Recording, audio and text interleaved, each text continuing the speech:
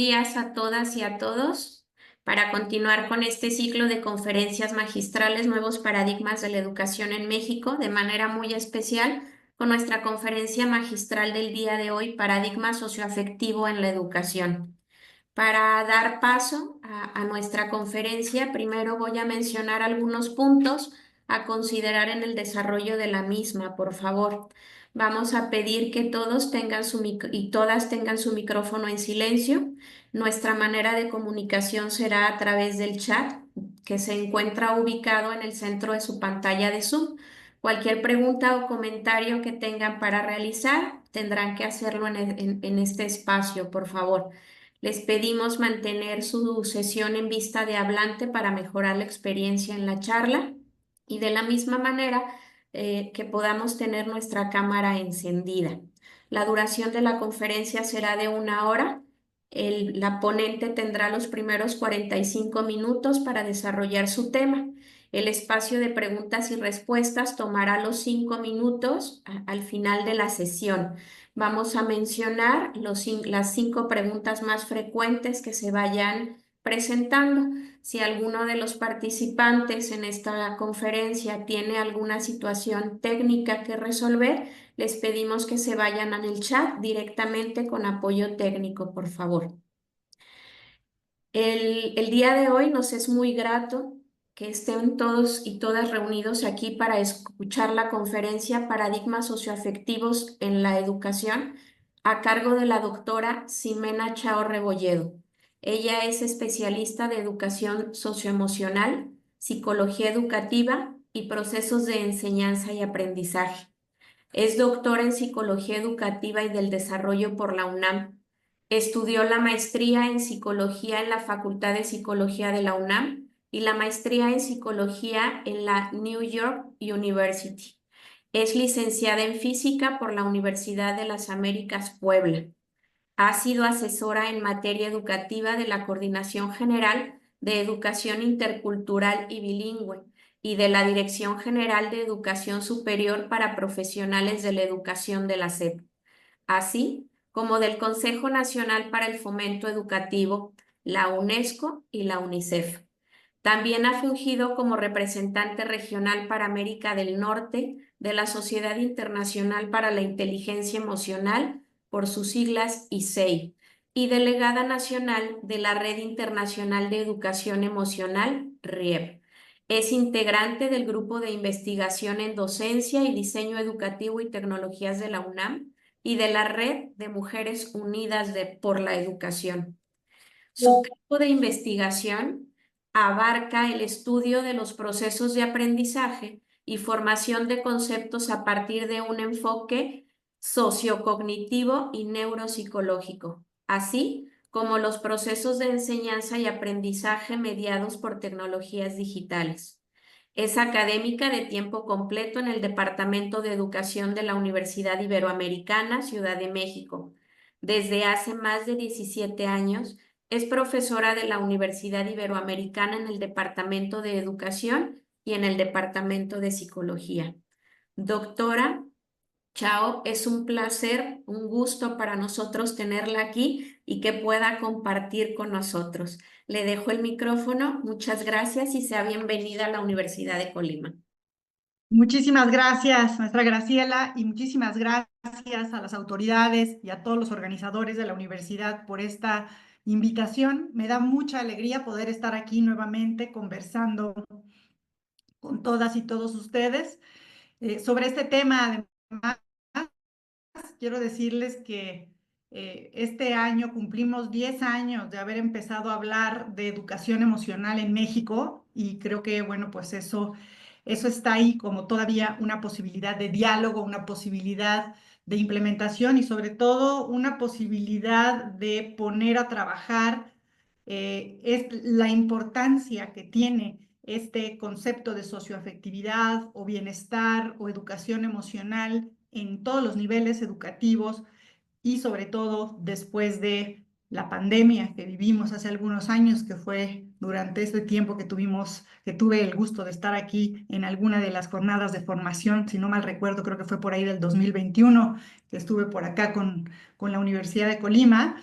Así es que, bueno, pues tener este dato me parece que es importante. Eso habla de que en México ya hay un cuerpo de conocimiento y una tradición pedagógica que empieza a hablar de este paradigma socioafectivo. Más que ser una conferencia práctica, va a ser una conferencia más dialógica en términos de invitarles a reflexionar acerca de algunos de estos temas y justamente en el marco, pues histórico, sin duda, que vivimos hoy, pero también, sin duda, decía yo hace un momento, en el marco de pues estos años que ya llevamos hablando de esto que es el paradigma socioafectivo, quizá inicialmente desde lo que es la educación emocional, pero que sin duda pues ya tiene o ya marca en nuestro país al menos un cuerpo de conocimientos que dan para una reflexión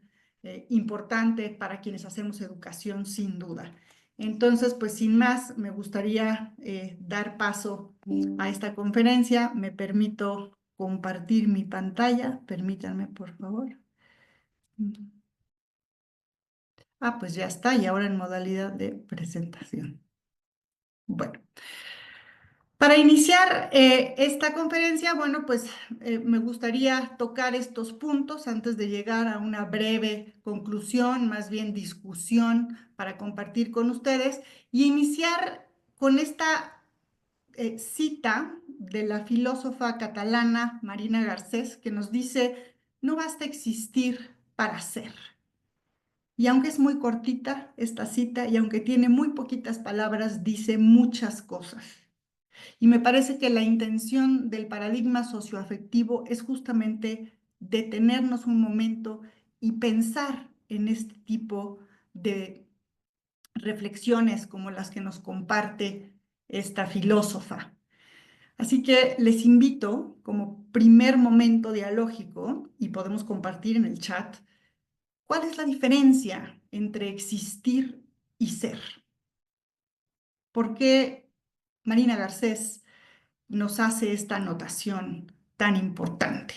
Entonces, si quieren empezar una conversación en el chat, pues me parece que hay mucho que decir al respecto. Yo les voy a compartir desde mi punto de vista y desde el punto de vista, por supuesto, de la autora. ¿Cuál es la diferencia? Ser, dice la autora, y aquí yo misma añado a esta definición, implica sentir, primero que nada. Para ser hay que sentir. En este mundo existen muchas cosas, muchas entidades. Hoy con la llegada de la inteligencia artificial, pues es todavía más evidente que existen otras entidades que incluso razonan, que se comunican, pero para ser no basta existir en tanto a que se requiere sentir. Y en ese sentir, construir identidad. Y desde la identidad o con la identidad, afiliación, para poder encontrar propósito y junto con la autonomía y la agencia que desarrolla una persona, vivir una vida plena en libertad. Ser nos invita a hacernos una serie de preguntas relacionadas con estos temas que ponía yo asociados con estos conceptos asociados al ser y que empiezan desde la pregunta más sencilla, es decir, siendo seres sintientes, aprender a preguntarnos ¿qué siento? Y en ese ¿qué siento? ¿Qué me mueve? Para entonces construir identidad a partir de esta siguiente pregunta, que es ¿quién soy? ¿Quién soy desde lo que siento? ¿Y de dónde soy? ¿Y con quién soy? Y cuando ese mundo se convierte en un mundo más amplio, entonces preguntarnos o abrirnos a la pregunta de quiénes somos y de dónde somos, para entonces quizá encontrar ese propósito que nos lleva a preguntarnos ahora por qué y para qué soy, y por qué y para qué somos. Y con la agencia y la autonomía que nos permite no solamente el ir creciendo, sino el irnos desarrollando como personas plenas, entonces preguntarnos cómo soy, cómo somos. Y en el contexto de esta serie de cuestionamientos que son fundamentales en el ser, entonces, ¿qué puedo ser y hacer en el contexto donde me toca vivir, donde me toca desarrollarme, donde me toca relacionarme?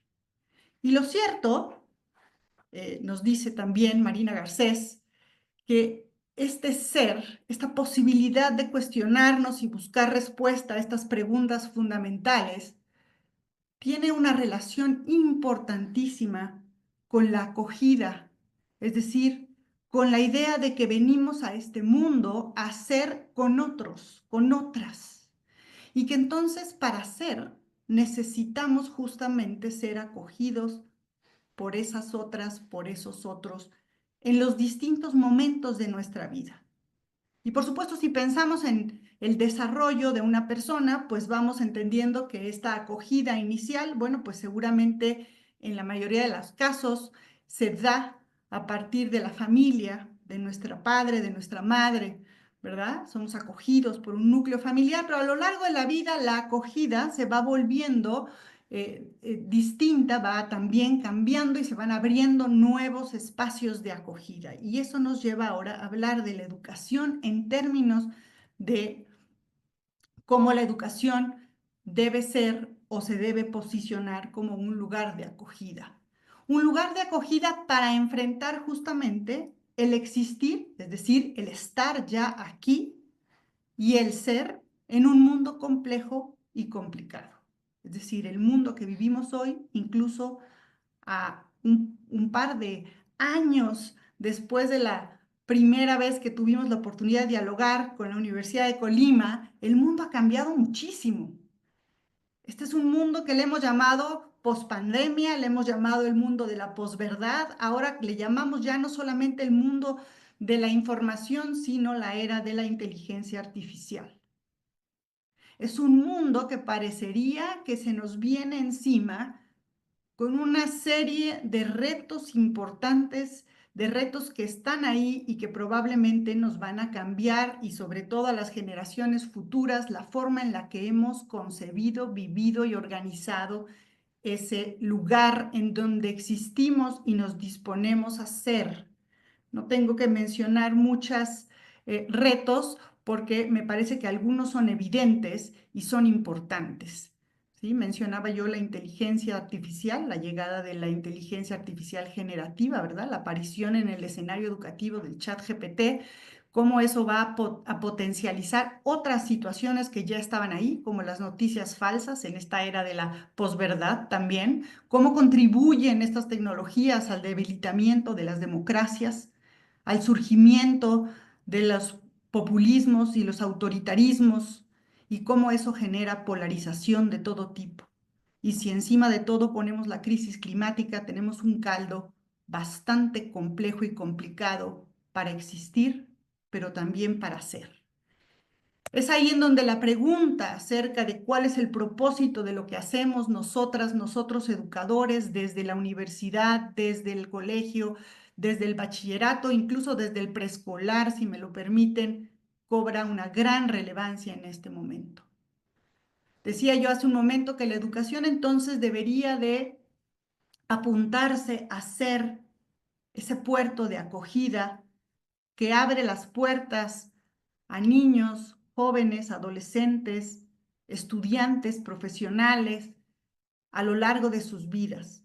Ese puerto de acogida que no se conforma con una alfabetización cognitiva, social, cultural, incluso comportamental, sino que debería de abrirse a la posibilidad ante el horizonte que nos toca vivir históricamente el día de hoy, a dialogar, trabajar, reflexionar y poner nuestros dispositivos pedagógicos también a la orden de procurar a nuestro estudiantado el que puedan devenir un ser humano pleno, el que les podamos dar la oportunidad, entre otras cosas, de formar relaciones interpersonales significativas entre compañeros, pero también con nosotras como docentes expertos en el ámbito donde ellos se van a desarrollar.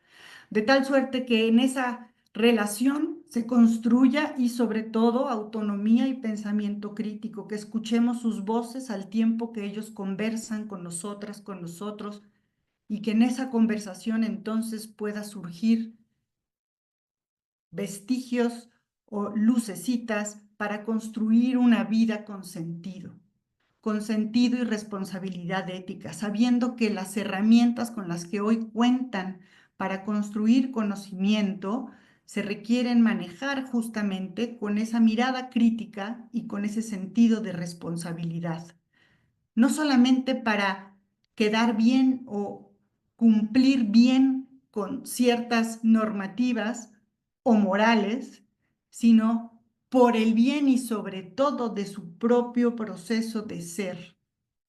Y en ese sentido, es importante regresar a las palabras que ya nos compartía Carl Rogers desde el siglo pasado, ¿verdad? Nos decía, el propósito de la educación es, y sobre todo, acompañar a las personas a descubrir su potencial único, a que desarrollen una identidad auténtica y encuentren entonces propósito en sus vidas. Me parece que estas palabras hoy, ante el panorama que vivimos, no tienen mayor significado probablemente de lo que tuvieron en su momento, cobran una relevancia importantísima. De ahí que el paradigma socioafectivo en la educación, es decir, cuando hablamos de esta mirada socioafectiva en el contexto educativo, la podamos abordar al menos desde 4 horizontes. Ya hablamos de Carl Rogers, ya hablamos de la filosofía de Marina Garcés, y eso nos lleva inmediatamente a situar este paradigma en el humanismo, ¿verdad? El humanismo que, pues de alguna manera, ha ido evolucionando a la par de la pedagogía, tratándonos de transmitir la importancia de poner a la persona al centro, a la persona que aprende, ¿verdad? En esa interrelación dialógica con quien enseña. Está también la ética del cuidado como un ingrediente fundamental en esto que sería el paradigma socioafectivo, porque finalmente, si necesitamos educar para hacer, para acompañar a resolver esas preguntas que planteaba yo al inicio, bueno, pues entonces habría que hacerlo con todo cuidado, con todo conocimiento y respeto de que el otro es otro u otra y que en esa otra edad también hay vulnerabilidad y necesitamos ser respetuosos, incluyentes, etcétera. Está también la vertiente neurofisiológica. Hoy sabemos más que nunca, hay evidencia ya sobresaliente desde el ámbito de las neurociencias que nos advierte, bueno, qué implica enseñar, qué implica aprender, cuáles son las condiciones, por así decirlo, que delimitan o que de alguna manera contribuyen a ese proceso dialógico que es la educación en términos del aprendizaje. Y finalmente el componente que tiene que ver propiamente con lo emocional, esto que se ha llamado la inteligencia emocional, este constructo que de alguna manera es la herramienta sobre la cual pudiéramos operar esto que sabemos del ámbito de la neurofisiología en torno al aprendizaje, al pensamiento, a la atención y que finalmente está filtrado, ¿verdad?, por nuestras emociones. Y ahí rescatar nuevamente ya, ¿verdad?, palabras de otros que vinieron antes que nosotros y nos advertían que parte de lo que nos convoca como educadores es ayudar a los estudiantes a satisfacer no solamente sus necesidades intelectuales básicas, sino también sus aspiraciones más altas, porque finalmente ser implica sentir, imaginar, ¿verdad? Desear. Así como también trabajar con ellos el sentido de pertenencia, generar espacios de acogida nuevamente, estos espacios que generan afiliación, seguridad, confianza, punto de partida, para atrevernos entonces a crear, a proponer, a indagar sobre lo desconocido y finalmente también, ¿por qué no?, desde esta posibilidad educativa, encontrar sentido de trascendencia. Trascendencia en esta situación tan particular que es existir, pero también ser. Entonces vamos uno por uno, si les parece bien, reflexionando, haciendo un encuentro con cada uno de estos 4 ejes, al menos estos 4, ¿verdad? Como para ir planteándonos algunas preguntas al respecto. Entonces, cuando hablamos de humanismo en la educación, hablamos desde este enfoque de aprender y enseñar con propósito, es decir, de ir empoderando a los estudiantes desde la práctica pedagógica para que puedan no solamente tomar una postura crítica y tomar entonces decisiones informadas, sino también ser plenamente partícipes de estas decisiones, pero y sobre todo de su lugar en la sociedad. Y esto nos lleva a que la enseñanza y el aprendizaje tendríamos que irlos conduciendo cada vez más al contexto de la actuación social, es decir, hacer aprendizaje en contexto de práctica, que educamos no solamente para adquirir información o conocimiento, sino y sobre todo para cuestionar esta información y este conocimiento con la cantidad de información y medios informativos que hay hoy a disposición del estudiantado, a disposición de todas las personas, pues más nos vale más bien aprender a cuestionar de forma crítica, inteligente, ¿verdad? Asertiva, con diversa perspectiva toda esta información, de tal suerte que esta información, este conocimiento que está ahí a la disposición cada vez más cercanas de todas y todos, pues nos lleve a pensar el mundo en sus nuevas posibilidades, es decir, a innovar, también a mejorar las condiciones actuales y en ese sentido a contribuir al bienestar colectivo e individual. Y en ese sentido, este paradigma, esta visión humanista del paradigma socioafectivo nos invita a educar una ciudadanía crítica, consciente y responsable. Y esto en oposición probablemente a otras miradas pedagógicas, a otras formas de enseñar, ¿verdad? Que son o que tienen una mirada más pasiva, más basada en la reproducción mecánica, esa educación bancaria de las que nos hablaba ya Paulo Freire. Y más aún hoy, ante la llegada de la inteligencia artificial, evitar una educación centrada en la automatización, en la repetición sin sentido o inconsciente que nos lleva a reproducir patrones cognitivos y comportamentales sin mirada crítica, sin conciencia plena.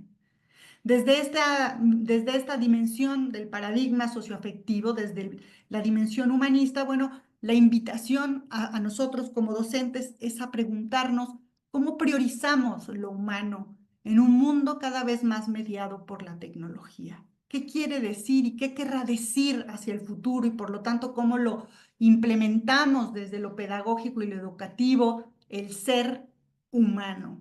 Cuando el límite ya empezamos a ver la frontera, ¿verdad? Del pensamiento, del razonamiento entre lo humano y lo no humano es cada vez más delgada.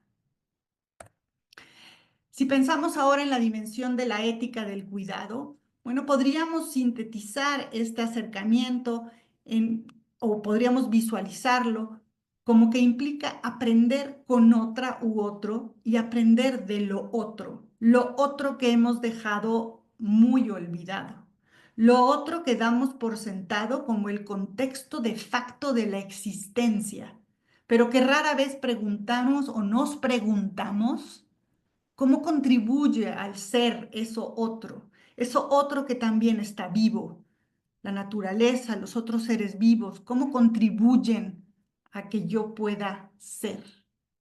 Y en ese sentido, cuidar, generar ambientes de acogida con cuidado, es generar ambientes de aprendizaje donde no solamente existimos, sino también encontramos un lugar para ser dialógico. Y en ese diálogo posicionarnos desde una mirada, ojalá, compasiva, con plena conciencia de que entre las personas y lo otro y la otredad, existe de manera sine qua non o de facto una interdependencia y que esa interdependencia puede ser positiva y generativa, de tal suerte que podamos vivir en esta mirada dinámica, probablemente ecológica, ecosistémica, donde somos plenamente conscientes de la importancia que tiene esa otredad en nuestra propia posibilidad de ser.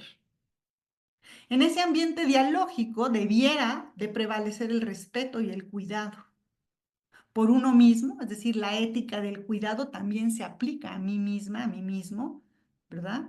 Mirándome como ese ser que en sí mismo es un ecosistema y que por lo tanto tendría que cuidar, ¿verdad? De cada uno de los factores que contribuyen a mi existencia, pero también a mi ser y también de la otredad.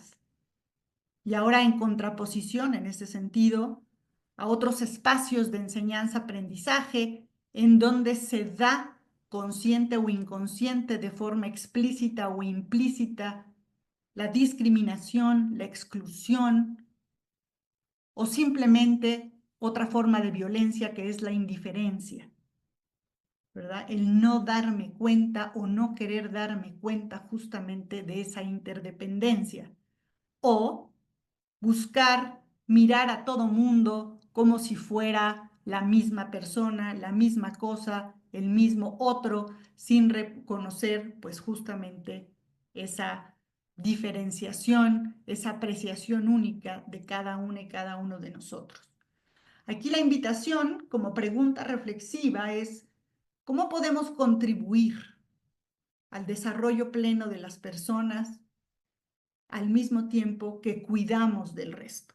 ¿Cómo nos podemos posicionar en ese espacio de cuidado de manera que podamos mirar esa interdependencia? ¿Cómo podemos pasar de estos sistemas egocéntricos, ¿verdad? Los seres humanos en esta mirada antropocéntrica o incluso egocéntrica cultural, a veces nos olvidamos de que la interdependencia positiva depende de cambiar a una postura ecocéntrica, es decir, mirarnos como sistema interconexo. Si pasamos ahora al ámbito o a la dimensión neurofisiológica, ¿sí? ¿Qué sabemos de la neurofisiología hoy que nos puede ayudar, que nos puede orientar en este paradigma socioafectivo a contribuir a ser? Y aquí un juego de palabras, ¿verdad? La neurofisiología nos advierte de que hoy tenemos suficiente información para aprender y sirva de paso también para enseñar conciencia, es decir, conciencia del aprendizaje desde las neurociencias, pero también aprender con conciencia, ¿verdad? Aquí una cita de Antonio Damasio, quien nos advierte desde estos descubrimientos, desde esta ciencia del cerebro. Esta cita sintetiza un poco todo de estos años de trabajo de este neurocientífico, que nos dice que somos seres que sintiendo podemos pensar. Somos seres que sintiendo, y regresamos a esa definición del ser, podemos pensar. Esto nos cambia un poco el paradigma cartesiano, ¿cierto? Que nos decía que pienso y luego existo. Bueno, aquí es al revés. Aquí podemos pensar porque sentimos. Podemos pensar porque tenemos esa conciencia interoceptiva que nos lleva a experimentar ese sentir a través de los estímulos, las relaciones, los acercamientos, la degustación, el roce, el sonido, etc. Y en ese sentido, ¿verdad? Francisco Mora, también otro gran neurocientífico, nos dice que las emociones son el filtro de la percepción. Toda información que viene a nuestro cerebro, en ese sentido, pasa por el filtro de las emociones. Y regreso a Damasio, porque Damasio dice, y no solamente esto, las emociones son la antesala al razonamiento y a la toma de decisiones. No hay inferencia racional ni decisión que no haya cruzado por esa experiencia emocional. Y eso debería de advertirnos a quienes hacemos educación que por lo tanto toda experiencia educativa es también una experiencia emocional y que por lo tanto, y como ya lo adelantaba Piaget cuando nos decía que todo proceso de aprendizaje llevaba un proceso de acomodación primero y luego de asimilación, bueno, pues es que esa acomodación en todo proceso de aprendizaje conlleva un cierto estrés, un cierto gasto de energía, un cierto, una cierta emoción probablemente de incertidumbre, de desafío, al tratar de incorporar algo nuevo en algo que ya teníamos establecido, llámense pensamientos, llámense información sensorial, creencias, opiniones, etcétera. Pero aquí la nota importante es, todo lleva un poco de estrés, nada más que hay de estrés a estrés. En las neurociencias diferenciamos el estrés, digámoslo así, aflictivo o tóxico, le llaman algunos, como el, el distrés, a diferencia de un estrés que es más bien un mecanismo de motivación o un motor de alertamiento, que sería el eustrés. Entonces, no es lo mismo uno que otro.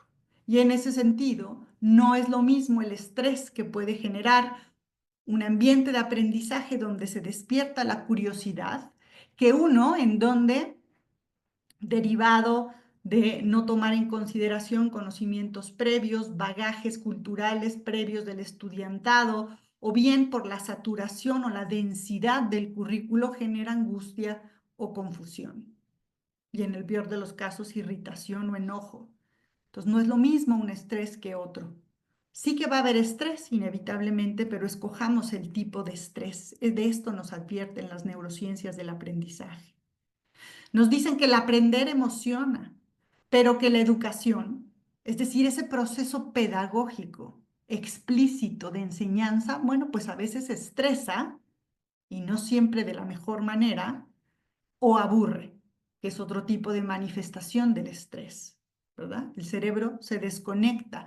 Se desconecta porque también nos advierten los trabajos, por ejemplo, de Joseph Ledoux, que los cerebros que se estresan, que están irritados por enojo, por miedo, bueno, pues dejan de prestar atención, ya no se concentran, ya no quieren estar allí y entonces buscan la manera de fugarse o bien de confrontar la situación. Estos cerebros estresados, en este estrés que no genera eustrés, sino de estrés, bueno, pues prefieren fugarse o pelear. Y ninguna de las dos es promotora del aprendizaje. Ninguna de las dos es promotora de ese proceso de desarrollo del ser. Y en ese sentido, si hay algo que nos dicen la neurofisiología del aprendizaje, es que educar implica hoy aprender con conciencia, y por eso el juego de palabras, de las emociones. En lugar de obviar el factor emocional en la educación, reprimirlo, peor aún, censurarlo o juzgarlo, ¿verdad? De manera que empecemos a etiquetar esas vivencias emocionales asociadas a la educación, al proceso de aprendizaje, ¿verdad? Desde nuestra posición y sobre todo de educadores o de expertos. Y aquí la pregunta a la que nos invita a reflexionar este conocimiento es cómo hacemos del aprendizaje un motivador para ser. Y en ese sentido nos lleva luego a este otro tema que es el de la inteligencia emocional. Decíamos como la instrumentación de lo que sabemos de la neurociencia en el aprendizaje a la siguiente pregunta. ¿Cómo pueden entonces las emociones ser una ayuda para ser, en lugar de ser las emociones, simplemente un aspecto para el existir? Bueno, pues me parece que estos 10 años, esta década de hablar de educación emocional, de inteligencia emocional, nos ha llevado a ir refinando, conociendo, identificando cuáles son algunas de estas habilidades que presupone la inteligencia emocional, la educación emocional, y que pudieran justamente contribuir a que pudiéramos ser y aprender con las emociones en lugar de simplemente existir con estas emociones. Y aquí nombro algunas, tendríamos que hacer toda una plática para desarrollarlas y hablar de cómo trabajarlas desde el punto de vista pedagógico. La primera y muy importante es la conciencia emocional. La conciencia emocional que implica la percepción interoceptiva del ser. Esa pregunta que nos hacíamos cuando iniciamos la conferencia, ¿qué siento?, se traduce en la conciencia emocional a cómo me siento, cómo me hace sentir cierto estímulo, cierta información, cierta persona, cierta interrelación, cierta situación. La segunda es la regulación emocional. Una vez que tengo conciencia de lo que siento, entonces aceptar esa emoción. El primer paso para regular mis emociones, para manejarlas, es aceptarlas. Aceptar que hoy no tengo el mismo estado de ánimo, la misma emoción que tenía ayer, porque la situación es distinta, porque lo que tengo que enfrentar es diferente, o simplemente porque mi condición fisiológica, que de alguna manera regula el estado homeostático emocional, no es la misma. No dormí bien, no comí, vengo del tráfico, vengo de haber tenido una situación que me costó trabajo enfrentar y por lo tanto el estado basal es distinto. Entonces, aceptar para manejar las emociones. Y la pregunta que acompaña a la regulación emocional es, y sobre todo, ¿qué hago con lo que siento? ¿Qué hago con el enojo? ¿Qué hago con el miedo?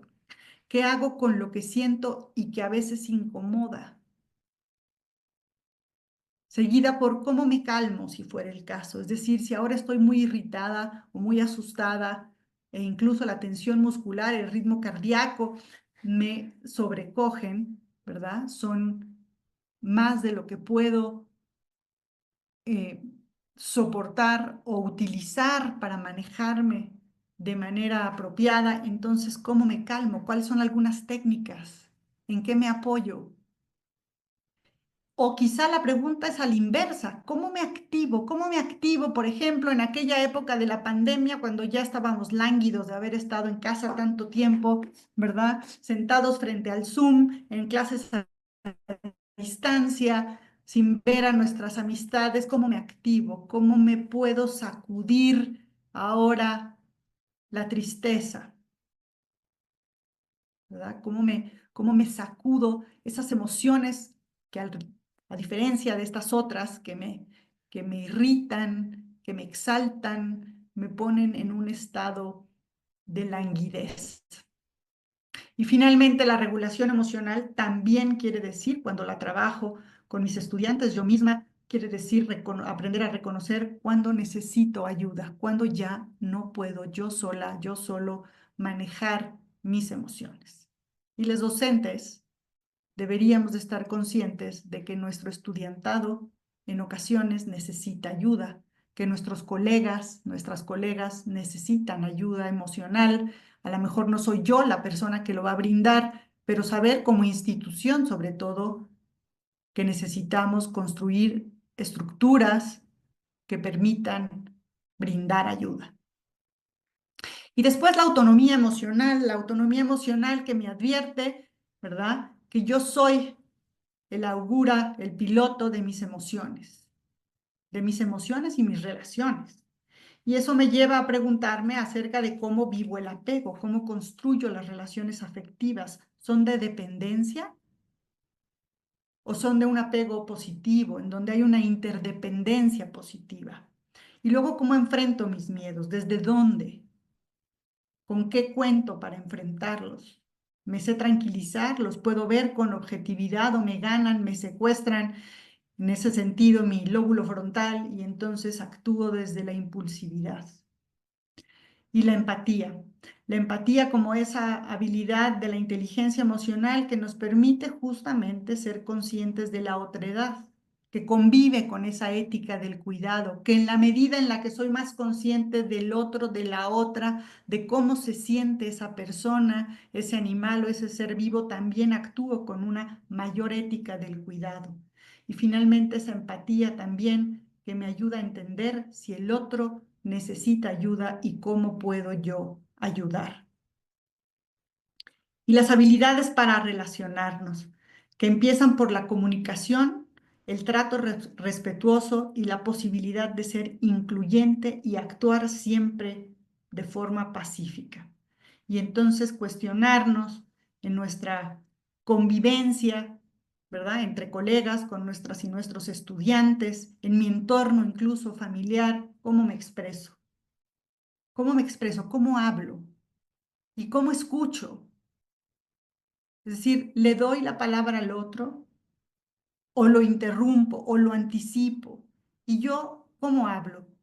¿Soy asertivo? ¿Soy pasivo? ¿Soy confrontativa? Porque eso me lleva entonces a ir entendiendo cómo resuelvo los conflictos. Es decir, incluso si acaso los resuelvo o simplemente dejo que me pasen por encima de forma pasiva, o en lugar de resolverlos genero mayor conflicto desde la confrontación. Y finalmente, en estas habilidades interpersonales, bueno, reconocer si sabemos o no perdonar, si sabemos o no pedir perdón.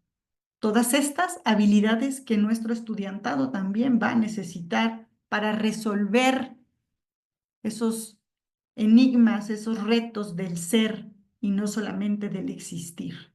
Y finalmente la resiliencia como la reina que surgió después de la pandemia en tanto aprender a crecer, ¿verdad? A reconocer los nuevos aprendizajes que nos traen los retos, el dolor y las crisis. Y ahí, por supuesto, la pregunta que nos venimos haciendo desde la pandemia es cómo enfrentamos las crisis.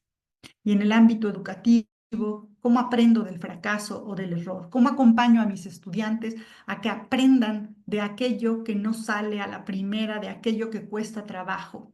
Aprender desde el error también procura resiliencia y perseverancia, porque entonces entiendo en dónde está la oportunidad de mejora. Voy cerrando, ¿verdad? Para que podamos tener unos minutos de conversación. Voy cerrando después de revisar estas dimensiones del paradigma socioafectivo con algunas reflexiones. Seamos conscientes desde este paradigma socioafectivo que educamos para el futuro, sí, pero que solamente tenemos el presente para hacerlo. No nos podemos anticipar. Y como no nos podemos anticipar a lo que va a pasar, entonces en realidad el trabajo del docente que enseña para el futuro es un trabajo a ciegas.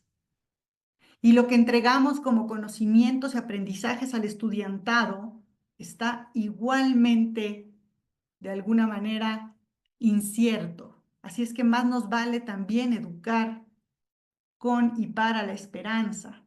Y retomo la frase del inicio, no basta existir para ser. Esta frase nos recuerda de la importancia que tiene en todo proceso de desarrollo y por tanto educativo, aprender a vivir de forma plena, a disfrutar. El esfuerzo no tiene por qué ser distrés. El esfuerzo puede ser eustrés. Hablo del esfuerzo académico sobre todo. Disfrutar lo que aprendemos, de manera que podamos construir significados que trasciendan ese ámbito acartonado de lo académico, ese ámbito automatizado de lo tecnológico, pero también ese ámbito pasajero de lo político. Partidos van, partidos vienen, ideologías van, ideologías vienen, pero la existencia y la posibilidad de ser en la existencia es trascendental. Regreso a la tecnología por un momento simplemente para recordar que en esta era de la inteligencia artificial, nuestra educación debería de centrarse y sobre todo en educar lo más humano de nosotras y nosotros, educar esa capacidad para sentir, para empatizar, para crear y buscar propósito individual y colectivo, hacia dónde va la humanidad que van a liderar nuestras y nuestros estudiantes que se están formando hoy y vivirán el mundo del futuro. No olvidemos, como profesionales de la educación, como docentes académicos, que parte de nuestro trabajo en esa acogida que es la educación para el ser, es ser guías socioafectivos. Tenemos la responsabilidad, pues, de acoger y acompañar a nuestras y nuestros estudiantes a navegar este mundo asegurando que su humanidad florezca a pesar o en el contexto de lo complejo y lo complicado. Y con esta termino y les agradezco mucho estos minutos de su atención. Creo que estamos en tiempo justo para abrir la discusión. Muchísimas gracias a todos y a todos por este momento de reflexión. Muchísimas gracias a usted, doctora Ximena, por esta reflexión a la que nos lleva, donde sí queda esta pregunta, bueno, primero un compromiso, el ser este puerto de acogida, que como institución educativa podamos ser este puerto de acogida para un mundo complejo y complicado, porque está lleno de retos, lo mencionaba usted, desde todo esto que implica la inteligencia artificial y todo lo otro que forma toda esta cultura y esta vida que tenemos. Sin duda, una reflexión muy interesante es esta mirada socioafectiva que tiene cuatro pilares importantes, como usted lo menciona, este humanismo, que desarrollemos esta conciencia de aprender con propósito, pero que sea la persona el centro del proceso. En la ética del cuidado, que es formar y acompañar en la otrocidad, que es muy importante. Considerar todo la neurofisiología y sí, trabajar para eliminar ese estrés negativo y transformarlo en este estrés que nos permita conectar desde la emoción para lograr todo esto que la inteligencia emocional propone. Muchas gracias por estas reflexiones tan interesantes y sin duda nos lleva a mucho más después de escucharle el día de hoy. Voy a abrir paso a leer algunas de las preguntas, decirle que hay muchos comentarios de excelente ponencia, gracias por la charla tan interesante y bueno, a continuación hago las preguntas importantes. Todas son importantes y las vamos a presentar de esta manera. La primera pregunta que tenemos para usted es, con el planteamiento que hace, la pregunta es, ¿no se vuelve un contenido más para el docente, quien generalmente está preocupado por cumplir con los contenidos de su asignatura? ¿Y cómo conciliar ambos compromisos? Yo creo que si nos planteamos este paradigma socioafectivo, debería y sobre todo no convertirse en una carga temática más.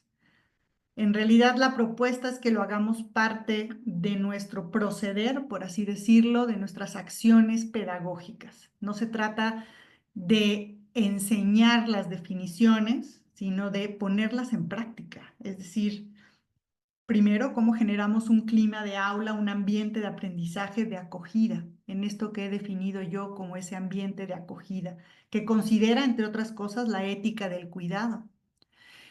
En realidad, la práctica empieza por nosotras y nosotros mismos como docentes, es decir, cuáles son mis concepciones previas, mis prejuicios, mis estereotipos que me van a permitir o no generar un ambiente de acogida. Y en lo que refiere a lo emocional, me parece que ahí tenemos una alternativa importante que es, sí que podemos enseñar sobre las emociones. Yo puedo dar una clase de inteligencia emocional, de educación emocional, en donde trabajo con mis estudiantes, ¿verdad? Lo que sabemos de las neurociencias, las habilidades emocionales, el tipo de estrategias que puedo poner en práctica, de ejercitamiento, por así decirlo, para regular mis emociones, por ejemplo. Sería muy bueno tener ese espacio en todos los niveles educativos. Pero en lo que refiere a nuestra práctica como docentes y centrando ahora esta preocupación que nos comparte la persona que hizo esta pregunta sobre es que tengo que de alguna manera llevar a cabo mi temario, ¿verdad? Completar mi temario de clase. Yo diría, entonces enseñemos no solo sobre las emociones, sino sobre todo con las emociones. Sabiendo, por ejemplo, que la manera en la que voy a poner en práctica, la manera en la que voy a implementar mi curso va a mover emociones. Entonces, ¿cuáles emociones quiero mover en mis estudiantes? ¿Quiero aburrirlos? ¿Quiero generar distrés? Quiero que sientan que la carga de clase es más grande que sus posibilidades, es decir, que sus conocimientos previos, que su capacidad para manejar la tecnología, por ejemplo, si ese fuera un elemento en clase. Me parece que no, me parece que ninguna de nosotras, de nosotros docentes, queremos esas emociones, ¿cierto?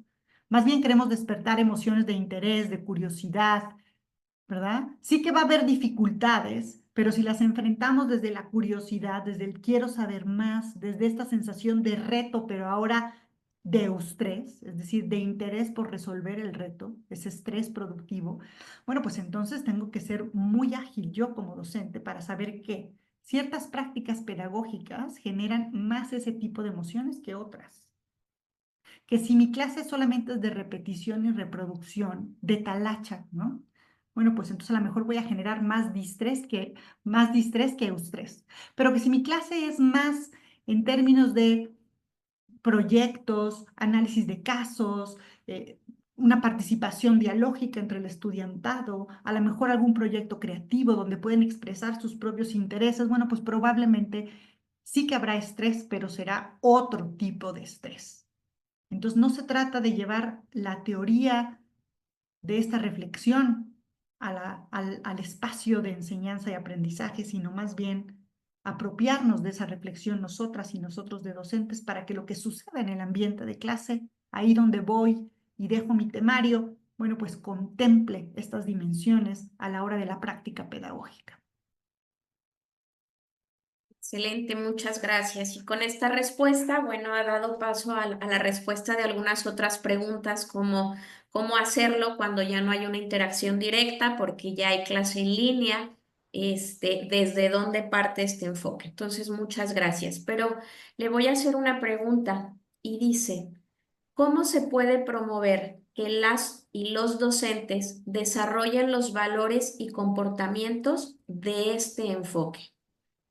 Es una gran pregunta, porque la mayoría de nosotras y nosotros, quienes somos docentes hoy, nos educamos de otra manera, ¿no es cierto? Si yo decía, llevamos 10 años hablando de educación emocional en México, 10 años. Yo hace 10 años ya había acabado la licenciatura, entonces ya llevaba un buen rato de estar en este asunto. Entonces, creo que necesitamos reeducarnos.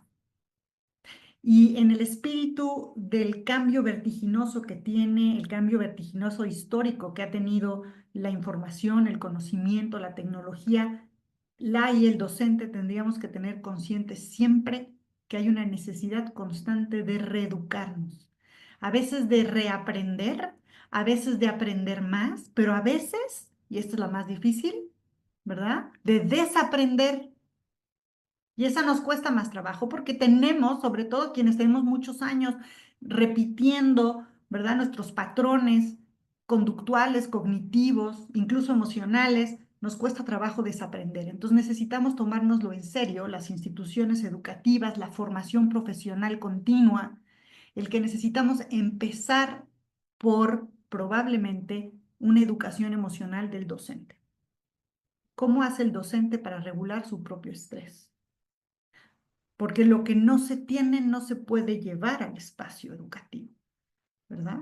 Y después entrar en estas pedagogías que emocionan, estas prácticas pedagógicas que no se conforman con esta mecanización o esta pedagogía repetitiva, bancaria, reproductiva, sino que se abren a la posibilidad de involucrar al estudiantado en el diálogo del aprendizaje y que se atreven a experimentar.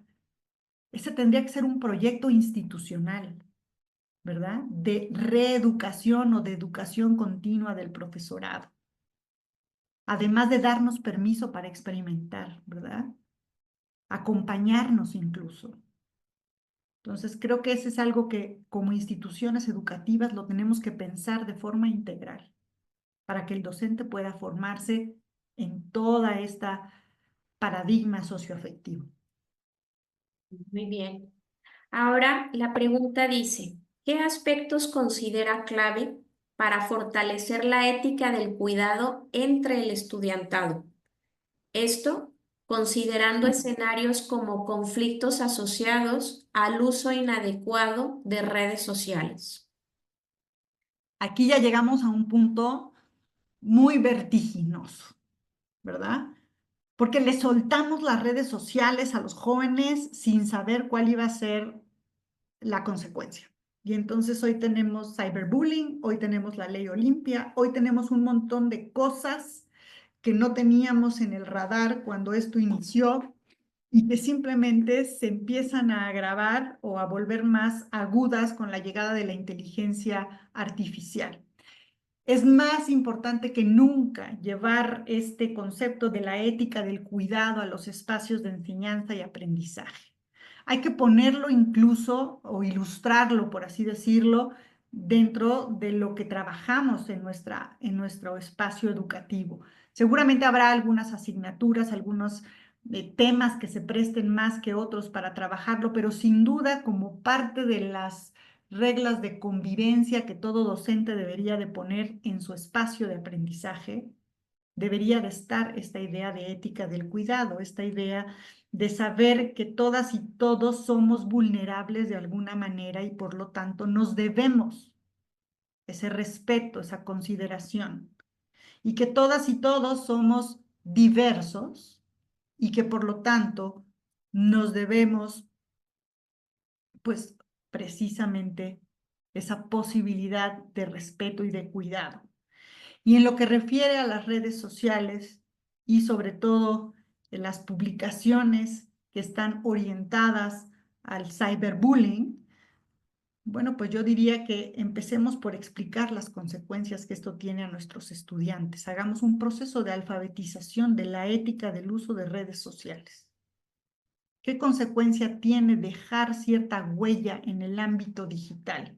Los estudiantes a lo mejor piensan que es una sola vez y ya, cuando la realidad es que esta huella digital puede durar toda la vida, porque además no solamente la ven, la usan los estudiantes del grupo, sino que la ven y la usan cuantas personas tienen acceso al Internet. Entonces, la identidad de una persona desde su huella digital se puede ver vulnerada por lo que uno sube o por lo que uno deja en esas plataformas de redes sociales. Entonces, me parece que si los dejamos en un inicio que hicieran uso sin supervisión y sin alfabetización previa de estos dispositivos, de estas plataformas, hoy estamos a tiempo también de reeducar a nuestros estudiantes. ¿Qué implica el uso de redes sociales? ¿Qué hay detrás del uso de la información en estas redes sociales? ¿Qué quiere decir dejar una fotografía en una red social? ¿Para qué se puede utilizar? Creo que necesitamos hacer consciente a nuestros estudiantes de todo lo que refiere la seguridad digital, todo lo que sabemos hoy del cuidado de la identidad, ¿verdad? De los datos en las redes sociales. Algo que no educamos para ello, ¿verdad? Cuando estaban en secundaria, cuando estaban en preparatoria y empezaron a tener acceso a estos dispositivos, en algunos casos no les advertimos de ello y hoy navegan esas redes de conciencia plena de la ética de cuidado que deben de tomar al utilizar estos dispositivos. Muchas gracias, doctora. Es esta parte que mencionaba al principio, qué importante, ¿verdad? Despertar este pensamiento crítico, este poder indagar, el crear y que tomen decisiones a partir de más conocimiento y con una perspectiva muy clara. Pues hay alguna otra pregunta que hacer, pero ya no nos da tiempo para ello y sí quiero leerle comentarios que ponen compañeros y compañeras aquí. Es una excelente conferencista, la doctora Ximena, excelente presentación, excelente, sin duda una gran reflexión, muchas gracias, excelente. Mucho que reflexionar sobre nuestro rol del ser docente y con ello trabajar con nuestros estudiantes. Excelente charla para reflexionar. Muchas gracias y como ello, pues muchas felicitaciones más para usted. Nos sentimos los docentes de educación media superior, superior y posgrado muy contentos de esta reflexión a la que nos lleva y bueno, como institución educativa, gracias por llevarnos a entender que somos un puerto de acogida para esta época que nos está tocando vivir. Muchas gracias, doctora. Y a continuación, el documento oficial, una constancia que le entregamos por este gran aporte que ha hecho para nosotros el día de hoy. Y dice así: Universidad de Colima otorga la presente constancia a Ximena Chao Rebolledo por dictar la conferencia magistral Paradigma Socioafectivo en la Educación, esto como parte de las jornadas académicas, el 20 de enero del 2025 en modalidad en línea con duración de 1 hora y valor curricular. Atentamente, pues nuestra Universidad de Colima.